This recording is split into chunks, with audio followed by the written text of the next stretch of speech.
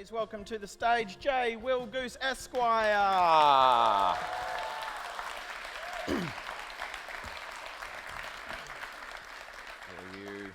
Jay. Hello, hi. So, I'm very tempted, if anyone follows Jay on Twitter at the moment, I'm very tempted to spend 50 minutes just talking about how great Dire Straits are. But I think everyone will leave, so let's not do that. You have said that at the genesis of public service broadcasting, it come out of the sound of the clips rather than necessarily the content of them. So what was it when you're listening to a documentary about the post office that makes you go, this would make a rock song? I think it's just kind of keeping a musical ear out, I suppose, for little snippets and little excerpts that would have worked at first. So the very first thing I did was from the sequel to Coughs and Sneezes, Spread Diseases, which I think is Don't Spread Germs. It's not quite as catchy. Didn't do as well at the box office. But yeah, so and I ended up using 3 lines from it. One of them was, I'm going to show you 3 things and I want you to show me what you do with them. Number 1, number 2, number 3, that was it. So it was really nothing to do with the content of the film. The original film, wasn't a message about spreading germs or anything like that. It was just sprinkling these kind of little snippets on top of instrumental music and presenting musical ideas for number 1, number 2, number 3 and trying to use it in that manner. And what's kind of followed on from that and what's grown out of that is a very different way of using them. They're much more satisfying and kind of emotionally involving way of using them, but it certainly didn't start off that way. Were there any topics, because the first album, I'm going to get it in the wrong order here now, Inform, Educate, Entertain? That's it, yeah. Oh, yes. Nice. It's a real kind of grab bag of ideas. There's Everest, Spitfire, all sorts of stuff. Was there particular topics when you were doing that you were looking for stuff, or it was just, I like the sound of this, this, and this? I think I'd started to gravitate towards things that I found interesting as themes. There's kind of the concept song, which is the first thing you played, which is basically our own sort of theme or very English kind of hype song. So that was hunting out little snippets of people actually saying public service and broadcasting and trying to slice those up and assemble something out of that. But also looking at some of the American public domain stuff, like some of the driving safety films, which is where Signal 30 came out of, and using films like The Bottle and the Throttle and None for the Road, and anything that had a good title, basically, I was after. But it came after The War Room, which is when I'd started to write more about one theme for a record. That was only a 5-track EP, but it was focused solely on World War II material. So the Spitfire made it onto that record, and I'd kind of started to look at more historical events, I suppose. So Everest is on there as well, which was based on the conquest of Everest, which is a film made by George Lowe and others from the successful expedition in 53, I think it was. Yeah, that's how it was. So the sort of the thematic stuff had started to come out, but yeah, you're right. It is very much kind of a, kind of grab bag. It's quite a patchy effort, I think, in terms of sort of subject matter, and it's more just a kind of general introduction to us and the kind of sounds and songs and general topics that we're interested in, I think. You're saying when you're doing the PSB theme, you're getting different people saying public service broadcasting. How much are you listening to just to get enough samples for a song? It was quite a lot for that, because that is quite a specific thing, trying to imagine which kind of, searching through the Prelinger archives on the National Archives site and trying to work out which films are the most likely where somebody's actually going to say cleanly service or broadcasting, Broadcasting's a bit easier, but where do you go for service? Are you going to try and find national service films? Are you going to try and find hospitality industry films? I didn't set too high a bar. I think I had 2 or 3 of each sample and kind of sprinkled them around fairly liberally. But I think a lot of people overestimate the amount of research I do and underestimate how lazy I am. So it's never as much as people seem to think. With the possible exception of the last album and some of the material down at the South Wales Miners Library, and that's because of the format as much as anything. It was all on audio cassette without kind of any notes besides who the conversation was between and when it took place. So there was no kind of, it wasn't any way of kind of narrowing down the focus before you got into it. So it was just a case of listening to hours of interviews, basically, and going through and trying to find appropriate or profound things to sort of inject into our material. Were archives quite welcoming when you got in touch and went, here's this thing I'm doing? Well, it's been quite a gradual process. So the first one I seriously approached was the BFI, and I said these are this is the kind of thing I'm doing. I think I sent them a demo of Signal 30 and said, look, I'm just mucking around at home really. I'm just using these films and doing this kind of stuff. Could I possibly use Protect and Survive, one of your nuclear safety films? I'd like to make something with that. And I can't commend them enough really, because they're a big organisation, the BFI, but they're not just focused on getting the most out of their archive commercially and financially. They've also got the kind of flexibility and manoeuvrability to listen to weirdos like me who approach them who aren't going to make them any money, certainly not in the early days, and actually they can indulge us and try and use their archive in sort of artistically interesting ways, as well as ones that are going to generate them hundreds of pounds worth of, thousands of pounds worth of royalties. So they were very welcoming, and once you've kind of got one thing under your belt, then you can point to a record, you can point to other things you've done, and it becomes a lot easier. And it's generally become easier as the albums have gone on, but what we're trying to do with each album has become harder, so it's kind of balanced out, I think. What was the reaction to the first? Because it was just you at first, wasn't it? There was no band, it's just you and everything. How was that doing that live? What was the reaction to it initially? Well, the reaction was quite good. I've plugged away in various bands over the years and not had that reaction. So I was surprised by it, and also I think sensible enough to notice it and to recognise it, which is easy when it's so novel. It's a sort of new experience, but being applauded. So, I thought maybe I'm onto something here. I should keep going with this, and it seemed. This is the days when there wasn't even any kind of visual element to it. There wasn't the original TV that I had. It was just, man looks like a bit of a sort of 70s academic on stage, fiddling around with various things and playing a bit of guitar and banjo. So even at that level, it was sufficiently engaging to kind of get people's attention and stand out from the ordinary, I think. But in terms of what it was like performing as a solo performer, I'm so glad now that that's not the case. We're quite a big kind of retinue of people in the UK now. We've got the three musicians on stage as permanent members. We've got Mr. B does the visuals. We've got three brass players more often than not. We've often got guests coming and going. Support band are often part of the picture one way or another. But performing solo, it was just quite lonely really. It was quite sad in some ways. When you'd had a bad gig and you were just packing it all down yourself and putting it in the back of the car and driving off. It's quite dispiriting at times, but thankfully the good experiences. With a lot more kit. Well, yeah, I suppose so. Yeah, when you've had a bad gig as a stand-up, at least I suppose you can just hand whatever microphone it is back and walk out the door. And you could probably have a drink or two while you're doing it. So kind of, if nothing else, not that I'm advocating alcohol reliance as a means of coping with disappointing events, but certainly in the early days of performance, it's nice to be able to have a beer and just relax either before or afterwards. And if you're driving, it's not a possibility. Didn't stop me not drinking from writing off my car after one gig as well, just from total lack of attention paid and tiredness. And it's quite a demanding thing, I suppose, sort of being in charge of everything like that. So it's not something I ever really want to go back to. It's not like I kind of hark back to the golden days of when it was all about me. No, it was terrible. I don't want to go back there. So Wrigglesworth was the first person that joined. Yeah. And then you moved on to Race for Space as the second album. What made you go, we want a theme for this album? Before it was even space, did you decide, I want a theme for this second album, or was it always going to be a space thing coming up? It's quite hard to unravel the sort of the genesis of ideas as you look back on them, and actually you end up sort of telling stories that work in a bit more of a neater way than ideas tend to happen, I think.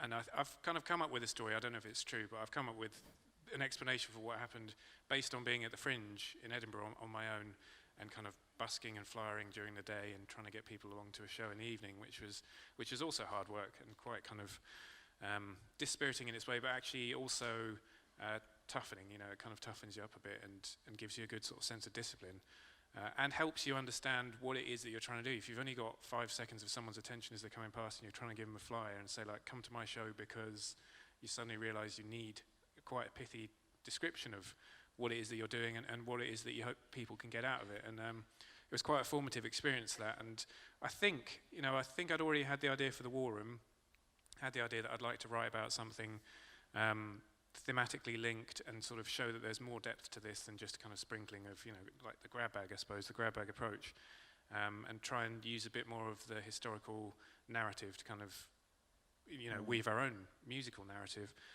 So the war room was kind of like a concept there, but I remember thinking, if I ever come back to Edinburgh, what would I come back with? What would I have that would try and be a stronger concept? And I think that's when the idea for the Race of Space came about, because I've always loved space travel, space exploration. It is a kind of personal passion in a way that other things that we've covered haven't necessarily been. The World War II, I knew next to nothing about. I dropped history at school as soon as I could because it was too much hard work. It was too many. You had to do 6-page essays for history, whereas you could just do one side of answers for languages, so that was easy. Go for that, obviously. So I came to it from a position of profound ignorance, World War II stuff, and actually being able to do something like this as more of a passion project, and tell such a dramatic and engaging and improbable story, and try and add something new to it. It was just, it all kind of came together, I suppose. Was it difficult working out which bits of that story you wanted to tell? Because the album basically starts with JFK saying we'll go to the moon, and Bravo including the and do the other things bit. Yeah. My dad was always like, why does he say do the other things? Like, it doesn't make any sense. But it's because you have to listen to the rest of the speech, I suppose. But it is a bit prosaic. It's much more fun out of context. Yeah, it's a bit prosaic in the course of the rest of the lofty rhetoric, isn't it? But no, I think I had a kind of rough sketch. It wasn't supposed to be an album at first. It was supposed to be a mini album. I thought like another War Room, maybe 5 or 6 tracks. And I knew Apollo 11 would have to be on there. I didn't want to cover it in too obvious a way. I didn't want to just have one small step for brackets a man, depending on your interpretation of what he said. And obviously JFK I wanted to get on there, but again, try not to rely on stuff that had been overused, I suppose. And that's probably the most famous thing that ended up on the record is that JFK speech. But the main thing was getting the Russian stuff on there, because as Westerners studying Western history growing up, or not studying it in my case, you're still mostly exposed to the sort of the after the fact narrative, which is that America won the space race, which even the most cursory investigation of how they got to that point reveals that they lost a great deal on the way. They lost the first satellite, they lost the first living organism, they lost the first person, they lost pretty much every landmark event up to reaching the moon. I think even Russia sent a satellite to the moon before America did, I think. So I wanted to kind of get a bit of that, reintroduce that and use that as a kind of dramatic, try and skip between the two to kind of reintroduce a bit of a dramatic, counterpoint, I suppose, to just the more familiar American events.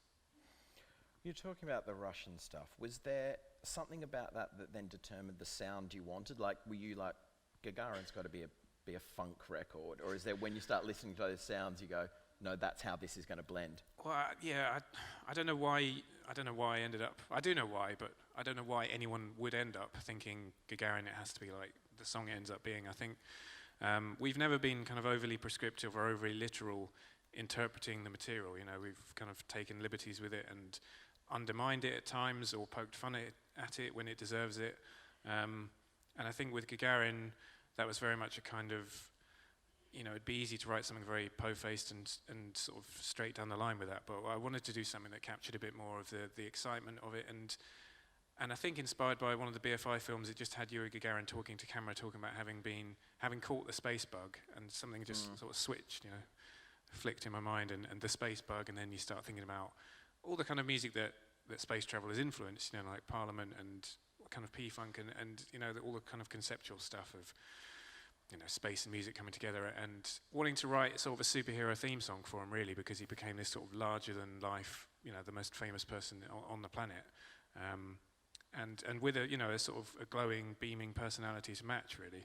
I wanted to try and capture some of that exuberance and some of that celebration in a song. So that was a more kind of off-the-wall approach, actually quite aptly, because I used quite a lot of Michael Jackson for inspiration for that. That was a quite off-the-wall approach to writing that one, but Sputnik is much more.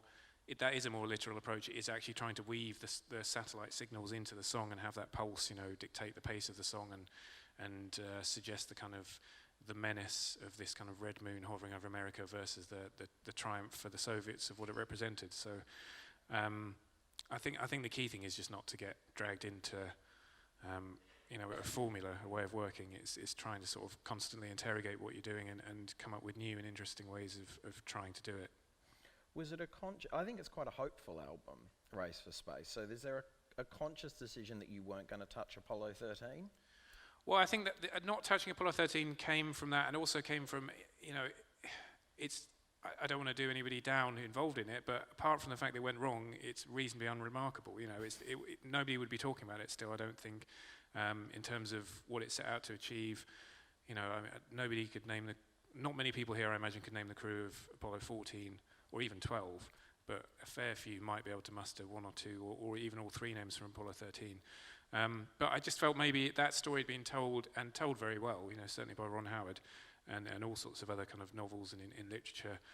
I just thought it's a bit obvious, it's trying to avoid the most obvious ways of covering subjects. And in terms of Apollo, it's kind of going back to maybe the real landmarks, which were 1, 8, 11 and 17, for me, those are the ones that told the whole arc of the story. You don't really need to kind of get dragged aside by Apollo 13 into much more of a kind of, it doesn't really fit in with the overall narrative of what the record was trying to do. But I think in terms of trying to be a hopeful record, it is, which is unusual because I'm a profoundly pessimistic person. Anybody who spent any time with me will tell you how generally pessimistic I am about life and my own prospects within it. So it's obviously providing some kind of creative release. It's obviously giving a voice to some kind of aspect of my personality that I suppose needs to come out through this kind of outlet, which is probably one of the reasons I find it necessary to write anything, whether it's music or just writing. I think a lot of creative people, not even creative people, a lot of people will find that having an outlet as some form of means of, kind of getting outside your own thoughts and your own kind of often destructive or distracting thoughts is very useful. And I think that's kind of what you hear with this album, is kind of the hopeful counterpoint to my everyday existence. How hopeful are you about the future of space travel then? Because the album kind of ends on saying, we'll go back to the moon, and obviously we haven't. Yeah, well, I think that's where that kind of touches on a broader point, really, which is that for me, our albums aren't an exercise in nostalgia, and they're not history lessons either.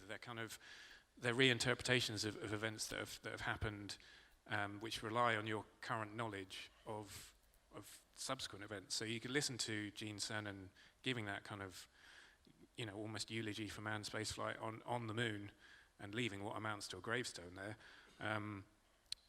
And you could kind of, if you didn't know the rest of the story, you could kind of take it as a relatively hopeful, lofty ambition that we will be back soon. But, we all know, I think, that 1972, that's the last time any man or any human being has set foot on the moon. We haven't gone back. It's almost like manned space exploration has regressed, which is quite rare if you think about the progress of humanity and things. There's not many things we've stopped doing. It's kind of, we tend to kind of try and improve on things. So it's a bit of a shame, I think, and I think the record does point to that. But in terms of the future of space flight, I'm skeptical of the more private initiatives, skeptical of the motives for them, whether it's ego or publicity, possibly unfairly skeptical, because maybe they're motivated by much higher ideals than that, but certainly some of the things that have been done by some people and some of their actions in broader contexts have some of them have terrible shitty train services. Well, yeah. I think you've got India and China kind of warming up as well in terms of competition to get space, but I think that what was so interesting about 57 to 72 is it was kind of a unique set of technological but also geopolitical sort of circumstances that came to create this almost unique explosion of development and this race in human history. It's such a fascinating period of history. So I think the chances of that happening again, with the focus being so solely for both nations on, or any two nations in competition, is quite unlikely, I think. Is there a thing you'd like to see in space exploration? Either in the next few years or in your lifetime? I'd love to see us get to Mars, in my lifetime. I'd love to see that, but I'm not entirely sure that we will. I don't know. It seems like there's a long way, literally and metaphorically, there's a long way to go before we're looking at that as a possibility, I think. Do you feel like we've lost some of the awe around space? Like back then, it was every time there was a mission, everyone was ridiculously excited. Now, even though there's, a near disaster this week, it's all a bit ho-hum. Here's another rocket, here's another. I think, yeah, I mean, even Apollo, you know, with the declining ratings as it was going on and declining public interest and therefore public support for it, just tells you how quickly the novel becomes the familiar, you know, for humanity. And it's probably one of the reasons that we've kept driving forward and, you know, not resting on our laurels as a species, you know, and continuing the pace of development and the pace of change. So it's kind of a double-edged sword, really. You know, it's a shame that people lost interest in something so quickly, but at the same time, that is kind of one of the fundamentals of why we've been so successful as a species, I think. So, yeah, it's hard to kind of give people too hard a time for that. What was NASA's reaction to it when you, I mean, most of their stuff is free to use anyway, essentially. What was their reaction to the album? We weren't aware of any kind of official reaction. I'm still not aware of any official reaction. I know, you know, we've met and spoken to lots of people who work there or used to work there who are overwhelmingly enthusiastic about it. I've not had anybody get in touch and say, I don't like it, or you shouldn't have done that, which, you know, that's always what I'm expecting to hear. And it hasn't happened, which is lovely. I think the most extraordinary message I received was just from Jeannie Krantz, who is Gene Krantz's daughter. Gene Krantz was the flight director of Apollo 11, whose voice is all over our song Go, and who's memorably played by Ed Harris in the film Apollo 13 with his kind of buzz cut and his white waistcoat. And he had just heard it. He'd found the song. He'd bought the record. You know, I couldn't believe he'd bought it. We gladly would have sent him one, but and it, you know, she just sent me a photo of him holding it with a thumbs up. And that's incredible, you know, because I wrote this album in what is essentially the back end of a garage in southeast London, and you don't think it's going to have that kind of connection with anybody, much less the people who are actually involved in it. You know, it's still quite hard to believe that happened, really. There was a lovely moment when we did Space Shambles at Albert Hall earlier this year when you were doing your sound check. The entire Albert Hall was completely empty, and the only two people sitting in the audience were Chris Hadfield and Rusty Schweikart from Apollo 9 while you're going through Race for Space. And there's this moment where I was like, this is a bit weird, isn't it? Although Rusty was picking voices out of the recording. Was he? I was in the room when that was recorded. Okay. Yeah, that was lovely. I do remember looking out and certainly seeing Chris Hadfield out there and being like, oop. But no, our sound checks can be quite indisciplined at times. Often impromptu versions that don't really perform any function besides amusing ourselves, so we had to be quite well behaved that day. Inevitably, when you do anything about the moon landing, there's a certain group of people that tend to appear. We got pity when we were doing Space Shambles that we'd fallen for the lie. Have you had any of those people appear, presumably on Twitter? A few fans of sort of, you know, people who seem to like the record have expressed sort of doubts that it ever happened. Yeah. Mute, block, don't respond. I think I tried to engage them and just say, like, I think that's a shame. I think any actual logical and healthy interpretation of any kind of facts would point you to this having actually happened. But there you go. It's ironic that the people who are most sort of scathing and cynical about other people swallowing untruths, you know, hook, line, and sinker, they seem to rarely interrogate the things that they're presented with in terms of counterfacts, I suppose. Well, not facts is far too generous a word to give them, but I'd quite like to sit down with somebody who genuinely believes it and just say, like, okay, or I'm going to take you through it. So did Sputnik go up in 57? You know, do we have satellites above us in the sky now? And they'd probably, you know, at what point would they be like, yeah, that's when they got you. So did Yuri Gagarin go up? Well, probably. Did Al Shepard go up? Well, probably. You know, did the Mercury missions happen? Well, probably. Did Gemini happen? Well, you know. So America and Russia were engaged in a kind of race to the moon, and you think it was all about propaganda, but you don't think the Russians would have said they didn't actually go and have proof and be able to monitor whether they were. You know, where does the veil of idiocy drop down? And, there's a big group of people that seem to think Apollo 12 happened, but not 11, which always interests me. I can't get interested in any of that. It's just that is the correct response. Life is too short. Yeah. We're going at the end. We'll have about 10 minutes for Q&A as well. So have a think if you've got any questions you want to Not ask. about Jay.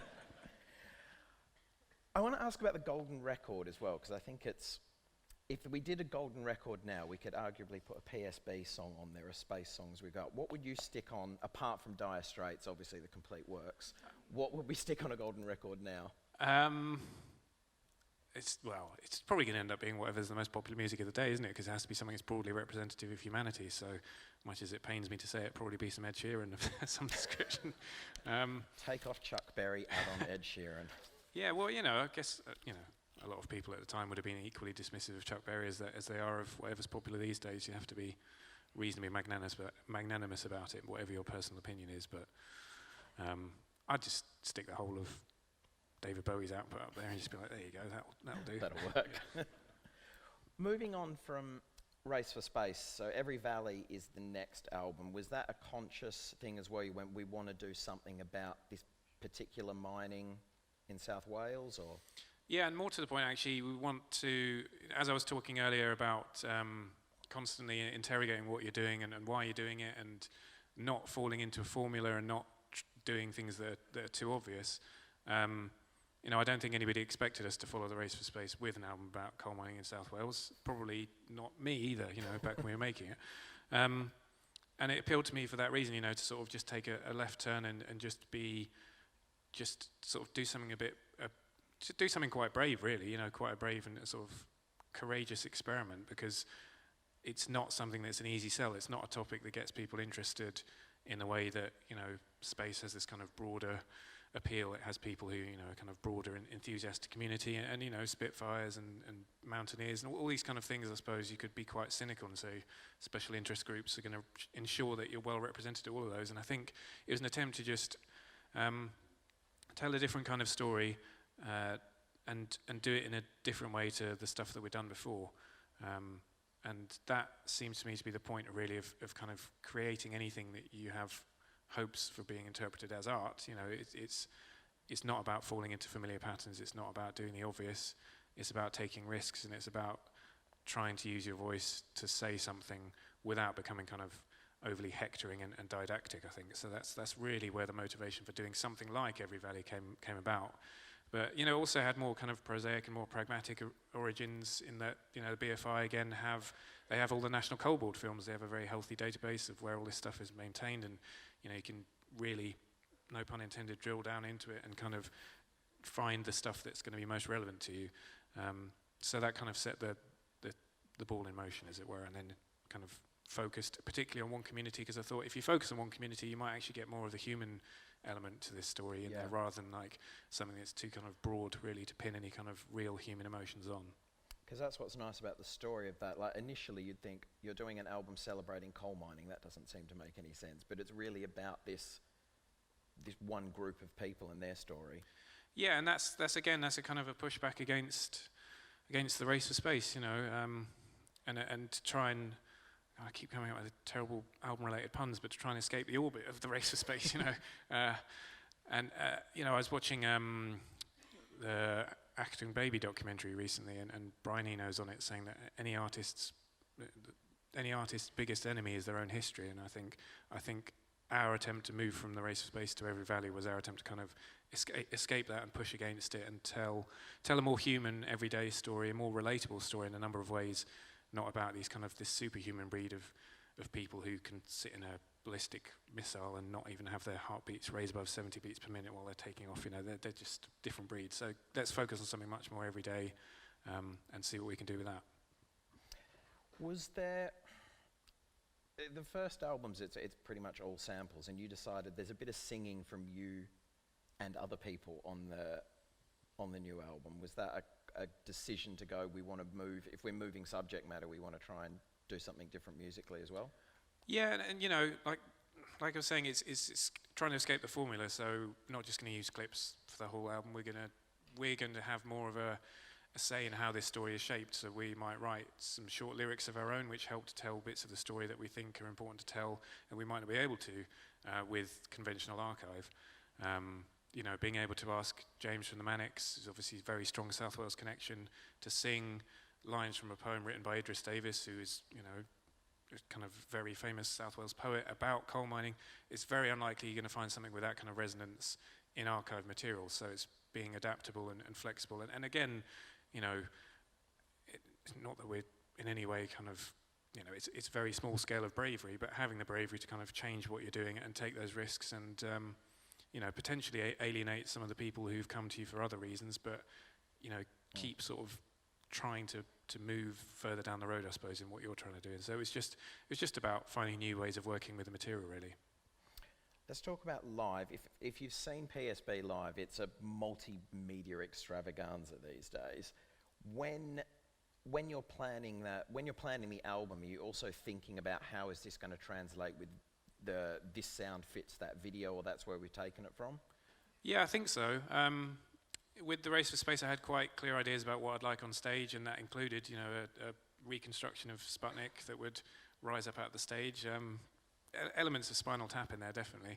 But there's one gig in Sheffield where, because of the very low ceiling, basically it only rose about 12 inches and then stopped. So it was a little bit Stonehenge, but I had quite a clear concept, and Mr. B does the visuals and set design. Is very kind of good at taking my very vague, like, oh, wouldn't it be good to have this? Wouldn't it be good to have that? And actually translating it into reality. So again, with Every Valley, it was about can we have kind of some moving element in terms of miners lamps that we can kind of choreograph, that we can flicker on and off, that we can kind of bring in and out of the action as and when appropriate. Can we have like mechanical pit wheels either side of the stage? We didn't want to be as kind of gimmicky as we had been with previous albums, so we don't bring out a dancing miner in the way that we do bring out a dancing astronaut or cosmonaut for Yuri Gagarin. We have to kind of give the respect that each subject deserves to the subject. But yeah, you definitely have a vision, and I'm not going to say anything particularly about the next album, but I already have a vision of what I would hope it would look like, and the kind of stage show it would represent, and the kind of performance you'd be looking at, and you sort of, it's all formulating kind of simultaneously in your head. Because a lot of your live shows, I imagine the timing needs to be very precise, with like a song like Go, where everything is perfectly synced up. Yeah, we played it one bar out of time one night, so that was fun. Yeah, that was it's reliant on a whole host of technology, and it's reliant on a great deal of synchronization and accuracy in terms of performance as well, and everyone knowing what they're supposed to be doing in at what point of the set, I suppose, while also trying to retain a degree of potential for improvisation and for things to change every night, and for it to actually have an element of musical performance rather than be this kind of huge, monolithic thing on rails that can't deviate, and it's essentially the same thing every night. You're supposed to be able to tell when we've had a good night or a bad night. It's not kind of all preset, I suppose, or preordained. So it's trying to build that environment where everything works as it should do most of the time, but also you've got this capacity for improvisation and innovation within that. Are there any songs when you're building them, this is the one for live, this is where we get to muck around and be a band? I think the only one I've really ever had that with was Go, and it was almost before I wrote it, because I heard the samples for the chorus and just was, well, that's it, I'm going to write a song that's as fast as I can physically play it, and it's going to have that as the chorus, and you can imagine people kind of shouting along with it once they're familiar with it. It doesn't need kind of bells and whistles. It can be kind of stripped back. It's quite a bare orchestration or instrumentation for that song in terms of normally I'm throwing loads of stuff in, but for that it's really 1.5 guitar tracks, 1 synth track, drums and bass, that's it.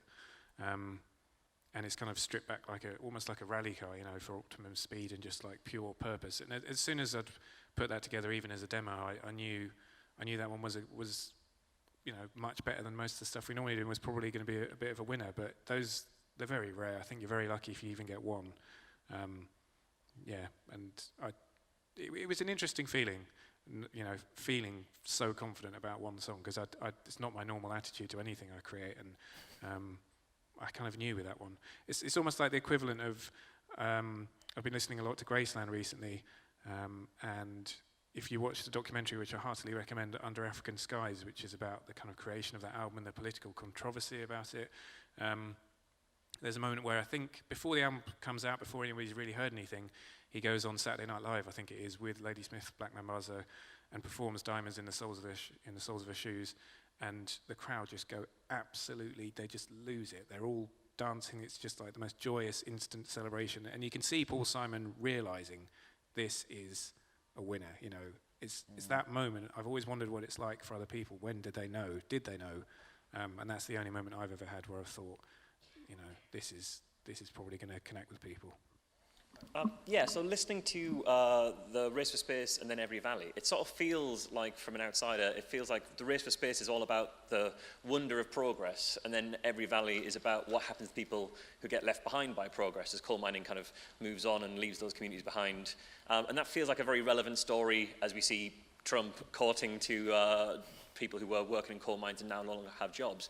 How much is that me putting a narrative onto those two albums, or how much of that was actually kind of going on when you were? I think that's very perceptive. Maybe I'm kind of giving you that praise because it matches with what I was trying to do with it. But yeah, I think there's a reason why Progress was such a central song to that album, is because it is almost the sort of the double-edged sword, where progress for some people isn't necessarily progress for others. Progress for humanity in general, there are always going to be people who get left behind by it. And I think another thing that this record was doing was kind of looking at the flip side of the march of human progress in the wider terms. So I think it's great that you took that from it, because that is certainly part of the story that we wanted to tell and why we wanted to tell it. Anyone else? Yeah, just jump straight up. You mentioned They Gave Me a Lamp, which is, and you said that when you hadn't found the archive when you started writing it, and the woman that's in that song, it makes me cry every time I listen to it, because it's really powerful what she says. So the question was a bit more, if you have more information about who that woman is, and where you found that piece of information. Yeah, well, in terms of the context of it, it was a glamorous week spent in Premier in Aberdare, driving sort of around the valleys, meeting people, interviewing a few ex-miners, going down to the NUM in Pontypridd and interviewing those guys, and just kind of doing a bit of research in general, and spending a lot of time at the South Wales Miners Library down in Swansea, where they had interviews recorded in 1985 by Hal Francis, who went on to become an MP and is now an academic at Swansea University. So the great swathes, kind of shoeboxes full of this material on audio cassette, not particularly well documented in terms of the contents of it. So I bought myself a little transcription kind of tape player so I could speed it up while I was listening to it. So I was listening to Welsh voices, heavy Welsh voices at about 1.3 speed, which was a challenge. So I think my first experience of finding that quote would have been, it's almost like this little kind of light bulb goes on. You almost get this premonition before you hear that somebody's about to say something that's going to resonate with you. I can't put my finger on it, but you just get this kind of feeling like, pay attention because the next bit's going to be important. And I would have just heard, a very fast Welsh voice speaking about the kind of messages that young girls are given and the messages that young girls are raised, believe they can do certain things, or they're cut out for a certain way of life and not others. And that's spoken by Christine Powell, who was a teacher at the time, and I've met her since then, and she's a very strong, formidable woman, as you'd imagine. And it was just a great pleasure to meet her and to say thanks for allowing us to use her voice on the song. But you can kind of sense the strength of her character and almost the frustration, I suppose, of operating within the confines that kind of society creates for women in that song. And I think it's, especially working with very male-heavy material as we do, it's just nice to be able to be taking that message out and about and around the world, and kind of having that message as part of what we do as well. We've only got a couple of minutes left, so I just wondered if you could tell us a bit about the new EP, which is out very soon, which focuses on Titanic and that story. Yeah, I think in all honesty, it's not a subject I would have covered off my own bat. It's not something I would have been like, oh, that'd be really interesting to do. I think the interest in it came from being asked by the BBC to play at the biggest weekend, which was held in Belfast this year on the slipways where Titanic was built, and if we'd consider writing something about it. So that kind of got the ball rolling with the initial spark. It's kind of like, it ended up being 4 tracks, and again, it's trying to avoid the most obvious elements of the story, and certainly the most obvious ways of telling them. So it's kind of trying to refocus on the first track is kind of more to do with the industrial heritage of Belfast and the pride that would have been felt in this ship, and second track is trying to imagine the kind of the spirit and the optimism that would have, greeted or said goodbye to her as she sailed off, and then trying to find more abstract and respectful but still terrifying ways of describing, you know, the dreadful events that occurred at sea. So it's an EP about the Titanic that's been written without mentioning the word Titanic at all, you know, kind of in the title or in any of the songs, I think. So again, that just gives you an impression of the way we try not to kind of, even when you're covering what people might think to be an obvious subject, to try and kind of take a slightly different tack on it. Right, well, we are out of time, unfortunately. That is out October 26th, White Star Liner, it is called. I think there's still a few tickets left for your Albert Hall show. Yeah, we put a few in the choir stalls November behind. 1st, So, yeah. which inconveniently is on a night I have a gig, so I can't go, so that's unfortunate. Check out Cosmic Shambles. J Willgoose Esq. Thank you. Cheers, mate.